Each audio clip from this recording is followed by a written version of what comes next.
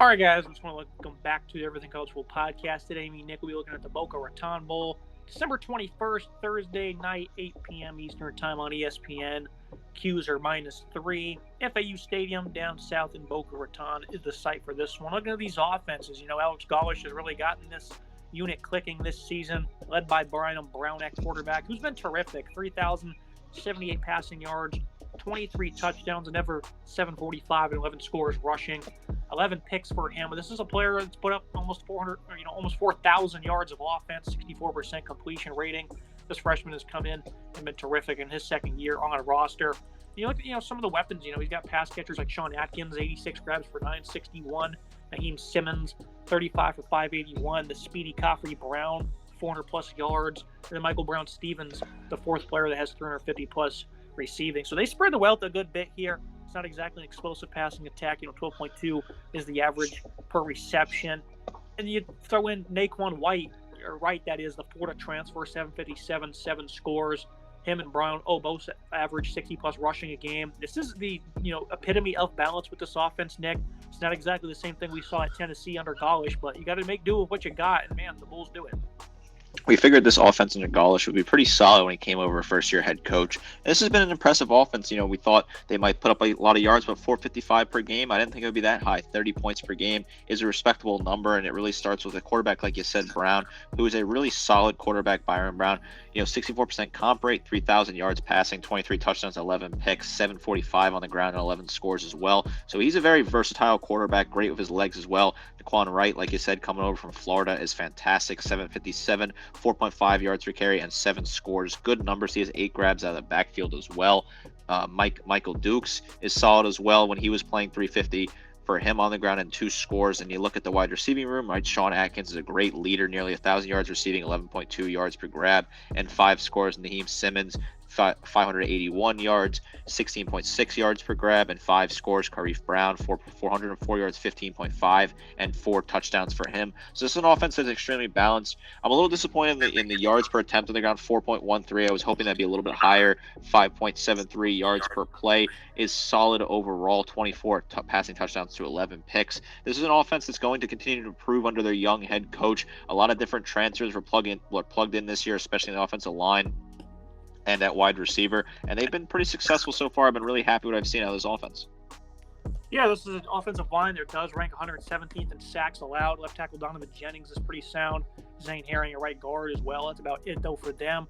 Pretty good, nicely balanced offense. So they're pretty fun to watch, and I think those will be pretty nice to see whenever this one's contested. Looking at the Syracuse offense, this unit certainly was a little bit around the same as they were last year in terms of scoring. Garrett Schrader, though, not nearly as productive. 13 passing touchdowns to 1,686 yards, 6 picks, 8 rushing with 469.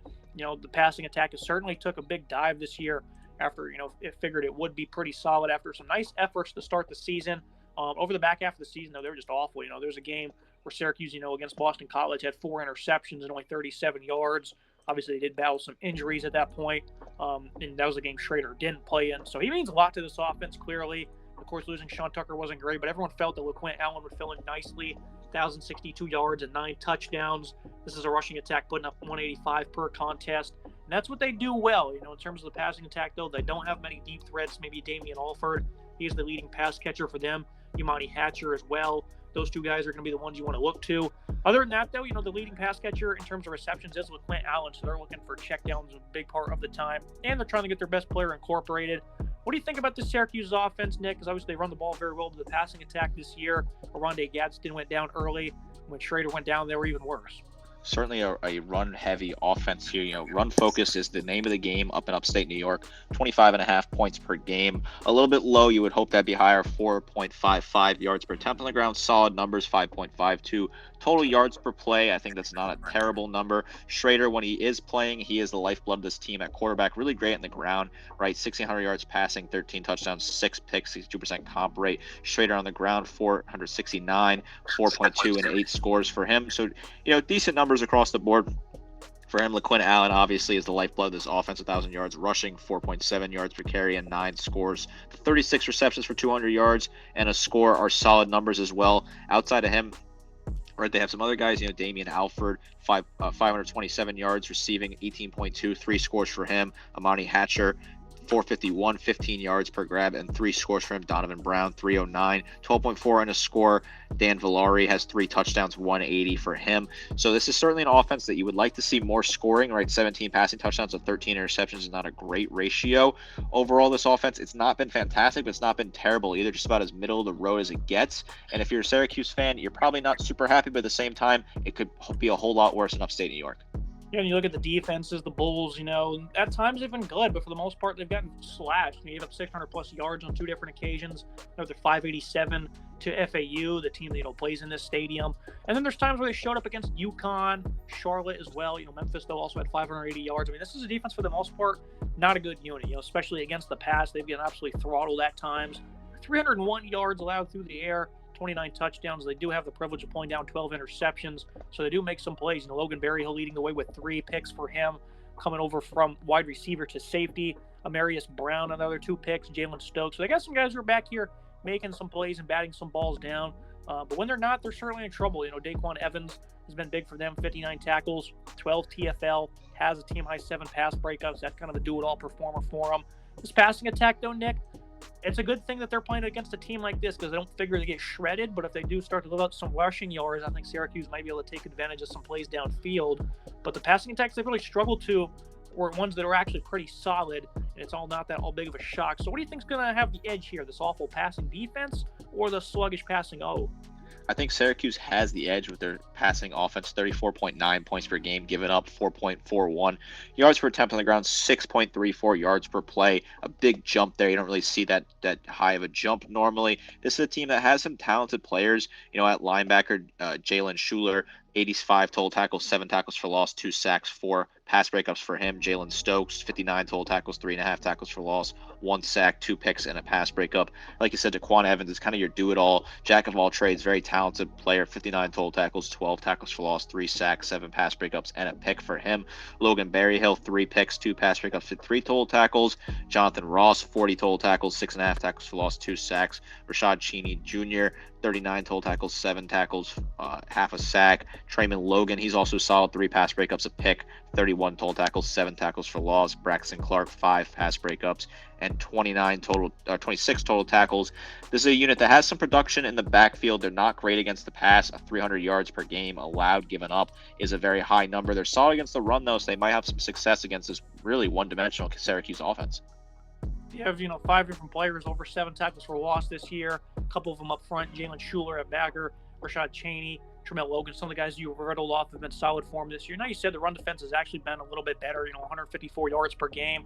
Last year it was awful. They were giving up, almost 250 yards per game on the ground. So they've done a lot of great work here in this one, especially over the back half of the year. They only gave up about 193 to UConn, 224 to UTSA. They had their way with them. For the most part, they're able to kind of limit some of these opponents. Games that were high-scoring affairs for both parties as well. So I think the run defense, after a tough start to the year, have really settled down here on this side of the ball.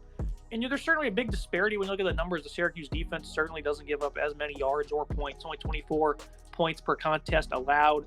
They're going to be out without one of their top backers, Leon Lowry. They still have nice players here. Marlo Wax, he's phenomenal with his 101. You also have Stephon Thompson with 49 tackles. Dino Babers, before he got axed, he was able to really develop some of these guys at linebacker. Derek McDonald as well, another one. Certainly a run defense that, for the most part, has been sound this year. 147 yards allowed per game. They have certainly seen a lot of attempts, 456 carries by the opponents. So they're certainly getting worn down in terms of usage, but they're certainly kind of stepping up as well. They also played some really tough opponents, or poor opponents, that is. Boston College and Pittsburgh aren't all that great. Purdue doesn't run the ball to a great tune, but I think it's still a very impressive effort what they were able to do back in September. 206 to Georgia Tech. It's kind of what you expected from that offense. Held Wake Forest in check their last game. So this is a run defense, I think, that, despite being kind of undersized, certainly has an edge. Caleb Okuachukwu, he's certainly solid in defensive line. Kevon Darton, Kelvin Jobidi. There's still some nice defensive pieces here, Nick. They're certainly going to be up to the task of trying to slow down a very impressive rushing attack. 23.8 points per game given up. 3.87 yards per attempt on the ground. A very solid rushing attack number there. That's solid, keeping your opponents below 4 yards per attempt. 5.34 yards for total play. Marlo Wax is a great leader for this team. I really like what I've seen at him at middle linebacker. 101 total tackles, 10.5 tackles for loss, 4 sacks, 2 pass breakups, and a pick. Justin Barrett in the backfield is a really solid player. 83 total tackles, 5 tackles for loss, 7 pass breakups, and a pick for him. Isaiah Johnson, 57 total tackles, 6 pass breakups, and a pick for him. Jason Simmons, another good player against the pass, 6 pass breakups, 2 picks, 42 total tackles. Jeremiah Wilson, when he's healthy, 5 pass breakups, 1 pick. Limited tackles at 16, but still a very effective player against the pass. This is a unit that's solid against the pass. 9 interceptions to 18 touchdowns is not the best ratio, but overall they do have a decent back end. They have some solid senior leadership. They don't really get in the backfield a whole lot, right? Losing Leon Lowry's 7.5 TFLs and 3.5 sacks is kind of a big loss for this team. Kevin Jolpe Jr., 26 total tackles, 5.5 tackles for loss, 1.5 sacks. Decent numbers out of him. This is a defense that I do like. They're not fantastic, but they're not terrible by any means. 378 yards per game. The number at 23.8 is a pretty decent number. This is kind of just a defense that's middle of the road again. That's just a good way to describe Syracuse. 6-6. They were middle of the road under Dino Babers. They made a move. They fired him, and brought in a new coach in Fran Brown, and hoped to kind of cap off that era with a bowl win here and move on. I feel like coming into the year, Syracuse had a pretty talented secondary, and they certainly delivered, individually. Justin Barron, Isaiah Johnson, Elijah Clark, these guys were all terrific for Syracuse. Of course, they got a late add in Miles Farmer as well, and they certainly weren't as good as a season ago. But I think they were pretty admirable. They had 9 picks, only allowed 18 touchdowns, 231 yards per game. They certainly, again, they're a little bit worse than a season ago, but for the most part, this is a defense that kept a lot of things in front of them. Certainly, we had some struggles against the better opponents like UNC and FSU. But in conference play, this was a secondary that was certainly a little bit feared. And we'll see if USF can try to find any holes in that gap. Looking at the final thoughts and the prediction for USF, you want to try and sustain that balance. Don't get throttled downfield with your secondary being very poor at times. Try and exploit that pass D for Syracuse. I'm just not sure they're going to be able to do it. I think they can certainly create negative plays against the run, though. This is an interesting game. When you look at the stat sheet, this certainly seems like one where Syracuse has a big advantage on defense, and they should be able to win this game no problem, especially with the run first style they have, right? But it just seems like an opportunity for the team that doesn't have to travel very far compared to Syracuse, coming from upstate New York all the way down to South Florida. USF, I think their offense is exciting, and I think they're going to have that nice balance, and I think they're certainly going to score more points than this one. I'm taking the Bulls to win this contest as the underdogs. I think they'll get the job done with some explosive plays on the ground. You're seeing a little bit lower scoring of a contest, with the Cuse winning as 3-point favorites and covering.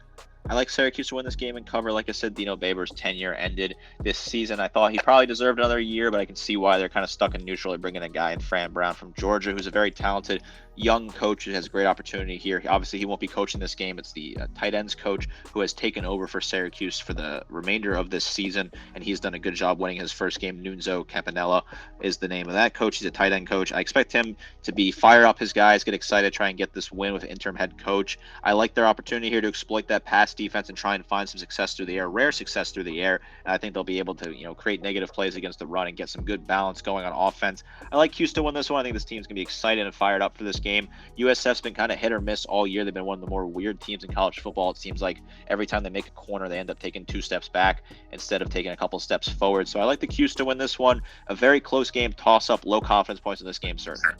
That's going to be it for today's episode, guys. Appreciate you tuning in. Make sure you like, comment, subscribe. See you next time.